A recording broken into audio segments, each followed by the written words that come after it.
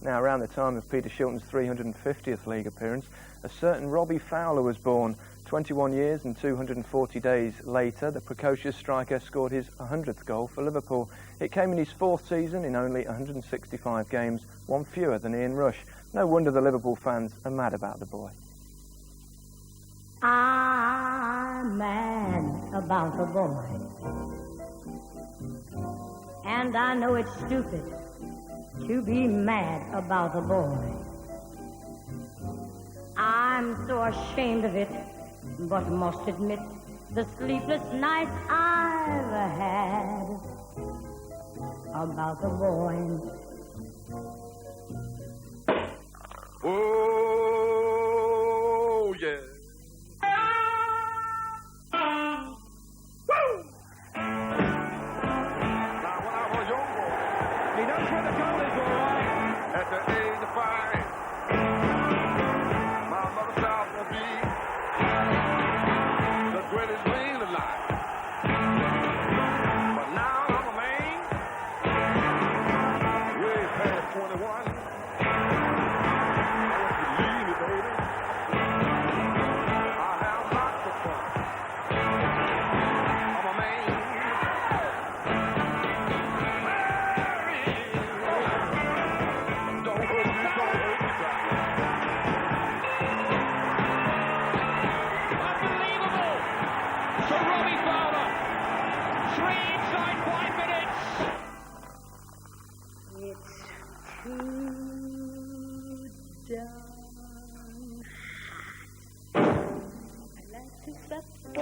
With my baby tonight, I'd like to coo with my baby tonight, pitch the woo with my baby tonight. Brother, you fight my baby tonight, 'cause it's too darn hot. But when the thermometer goes way up and the weather is sizzling hot, Mr. Pants or romance is not, 'cause it's too darn hot. It's too darn hot. It's too darn hot.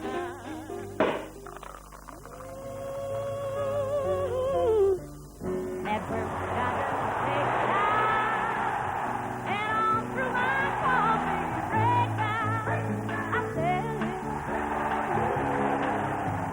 Oh, and a chance for Robbie Fowler. 27 seconds.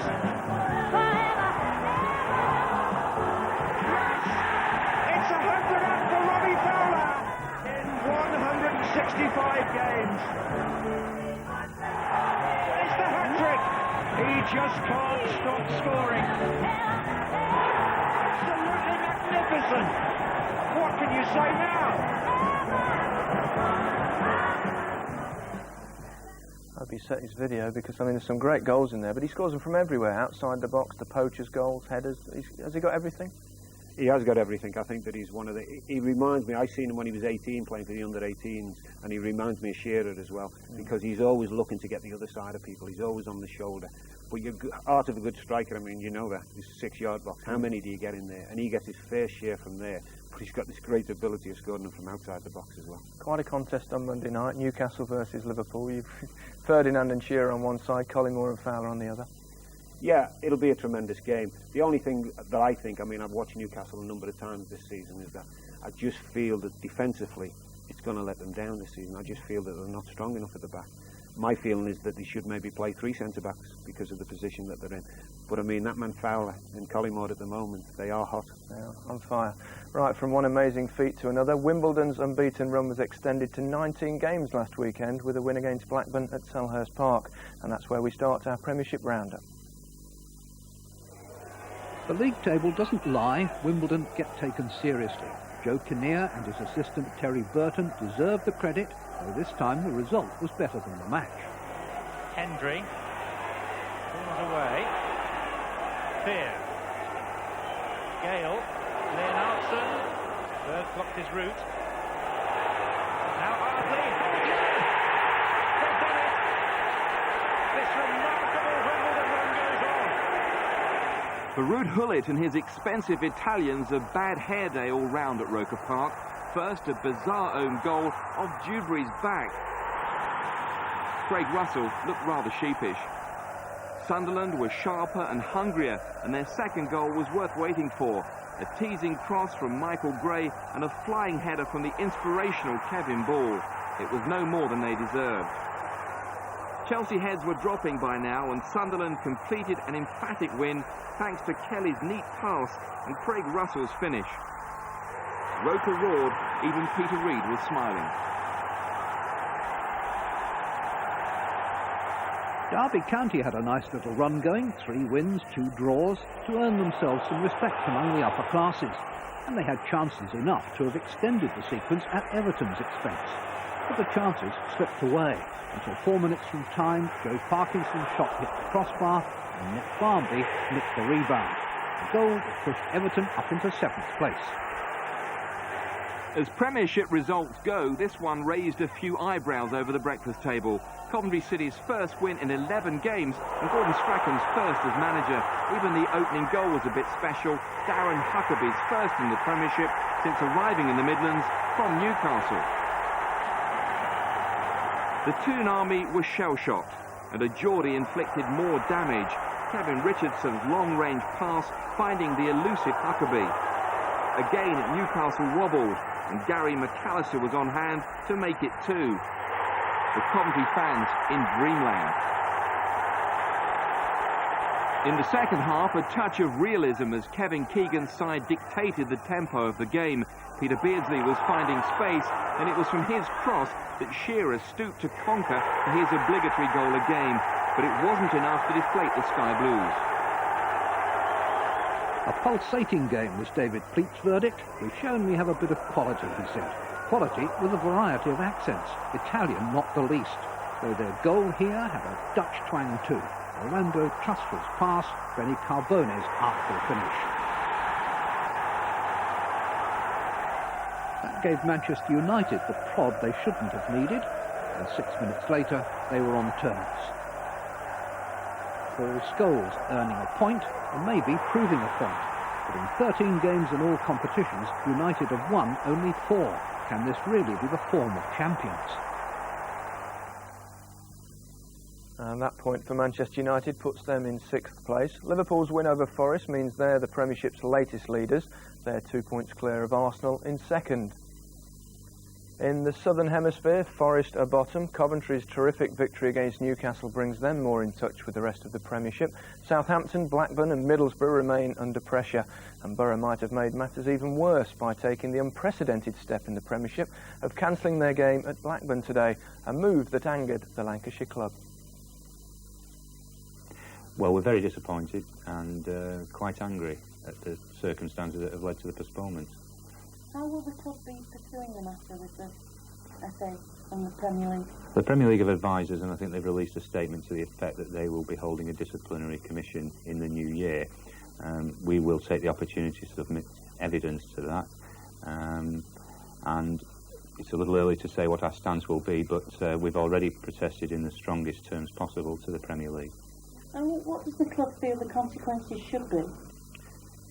One wants to prejudge any commission, but there has to clearly be a deterrent that prevents clubs from postponing matches without permission on the Friday afternoon prior to kick-off.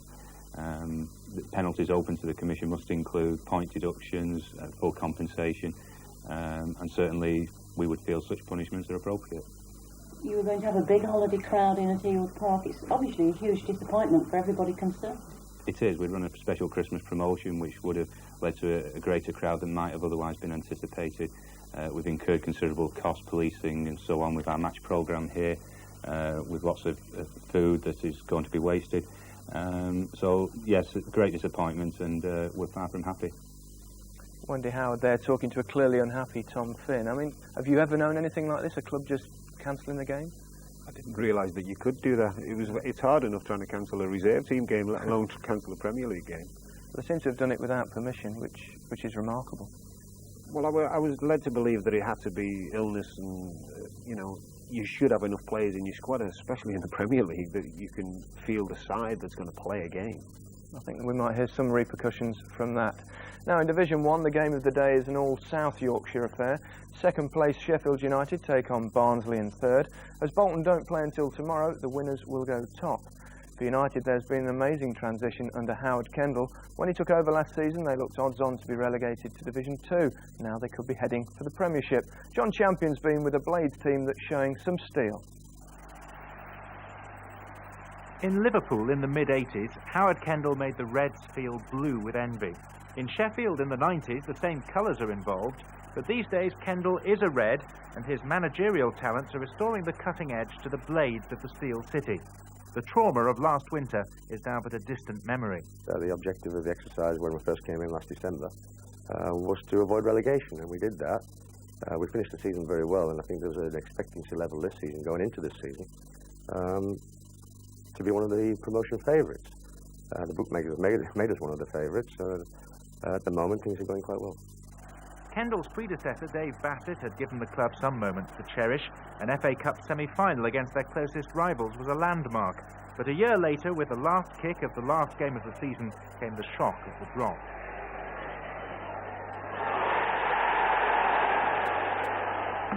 Bassett stayed on, but stymied by boardroom problems, his task became impossible. A new chairman, Mike MacDonald, arrived, and Kendall was given the chance to resurrect a reputation damaged during 79 days at Notts County. You're out of football, you're looking at a situation and someone offers you a job. And it is a drug, really. I mean, once you've been involved for so long, and I took it. But it was a big mistake. I think, talking to Howard, I think he felt that it was the right move. Sheffield United being a big club, that's where he wants to be, with a big club, and he had something to prove again, and I think he's proving that at the moment. And he convinced me that we've got a good chance here with a good squad of players to do things, and it's looking that way at the moment. But you win nothing in December, you've got to be there in May, haven't you? Spackman is just one of a large number of new faces brought in by Kendall. The goals of Andy Walker are being supplemented by the likes of Michel Vonk and Don Hutchison, and so nearly by Paul Gascoigne. Well, it was something that came out, yeah, but I mean, it was a serious inquiry at a time when he was having problems at Rangers. But Walter Smith made it plainly clear that his future was at Rangers, and he was not available. Are you very keen to bring in a very big name, though? I think when we talk about it with the chairman, I think that in terms of a big name, what the idea is really, he's not only got to be an outstanding player. If we are spending big money, he's got to put bums on seats. And we want to try and fill the super stadium that we've got. So you're still looking? Oh, we're still looking. We're always looking. In terms of quality of squad, I know that you do rate it, as you've said. Is it good enough to get in the Premiership as it stands? It's a big test for us at the moment, because I've got 8 senior players who are either injured or suspended, and that's a tremendous test on your squad of players. They proved they were up to it on Tuesday night at Palace. Now, whether or not tomorrow against Barnsley they can reproduce that, we hope so. But I mean, it's an opportunity that probably some of them didn't think they were going to get a few weeks ago. So, having pruned the squad, is it still deep enough? If it's not, then we'll have to strengthen it. Money shouldn't be a problem, thanks to a takeover which is in the process of being completed. On the field, Kendall's approach has gone down well with the staff. Dougie, you must be hitting those bad patches I did yesterday. When he wants to get something over, he puts it over well. He treats all the players as adults, not as children, and the training and the coaching is very good, and that's down to Withe Busby as well, who makes it enjoyable, and it's not too long, especially in this weather. It's short and sharp, which players like to do, and then go off to do their shopping in the afternoon. What is the potential of the club, Howard? Because obviously you've got some competition in the form of Sheffield Wednesday, but people are committed in this city to one or the other. Well, it's now very similar in Liverpool, isn't it? On Merseyside, when you've got Everton or Liverpool, you've got Man City, Man United and Manchester. Yeah, I mean, all we want to do really is for the people who have supported Sheffield United in the past, who have been disappointed at what's happened at the club, we want to bring them back.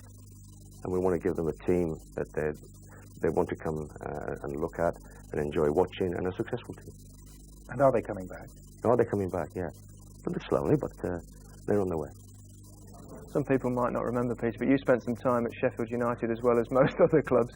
But Howard Kendall's really turned things around now, hasn't he? He has, and I'm pleased for it, really, because it's the same as most of the big cities. That it stimulates great interest when both teams are in the Premiership, and Sheffield United and Sheffield Wednesday.